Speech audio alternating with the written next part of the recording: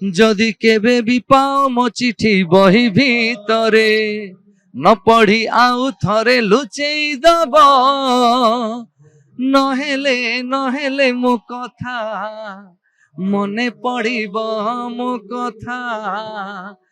ନାଟକ ତ ବହୁତ ସୁପରହିଟ ନାଟକ, ଷ୍ଟୋରି ବହୁତ ବଢିଆ, ଆଉ ଏଥିରେ ଅଲଗା ମସଲା ଦିଆହେଇଛି, ଖଞ୍ଜା ହେଇଛି, ଫିଲ୍ମ ଲାଗିବ। ନିଶ୍ଚିତ ସମସ୍ତଙ୍କୁ କହିବେ ଆସନ୍ତୁ, ଦେଖନ୍ତୁ, ନାଟକ ଉପଭୋଗ କରନ୍ତୁ।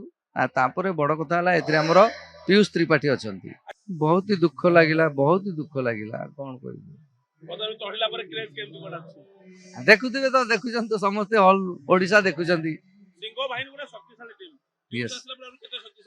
ନିଶ୍ଚୟ ଦ୍ୱିଗୁଣ ବଢିଲା।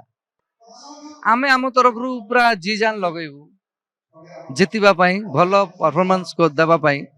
ଏଥର ଦର୍ଶକ ମାନେ ଯାହା ଡିସାଇଡ କରିବେ। ତୁଣ୍ଡରେ ଯାର ରାମ ନାମ, ଛାତି ଭିତରେ ସୀତାରାମ, ସାତ ଦରିଆ ପାରଇ ଯିଏ ଲଙ୍ଗି, ହଁ ବଜରଙ୍ଗୀ ବଜରଙ୍ଗୀ।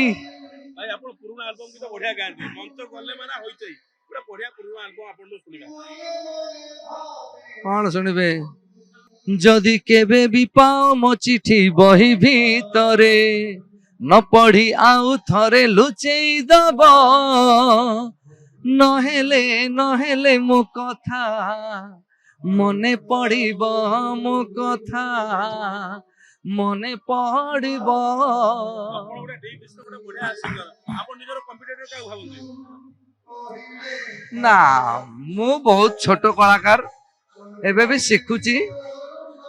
ମୁଁ କାହାର ଏପର୍ଯ୍ୟନ୍ତ ଯାଇ ସେମିତି ଜଣେ ଅଧେ ନାହାନ୍ତି, ବହୁତ ଜଣ ଅଛନ୍ତି। ଯେମିତି କି ଆମର ପୁରୁଣା ଆପଣ ମାନେ ଜାଣିଥିବେ କି ଜାଣିବେ, ସନ୍ତୋଷ ଭାଇ ବୋଲି ଜଣେ ଅଛନ୍ତି, ଅସିତ କୁମାର।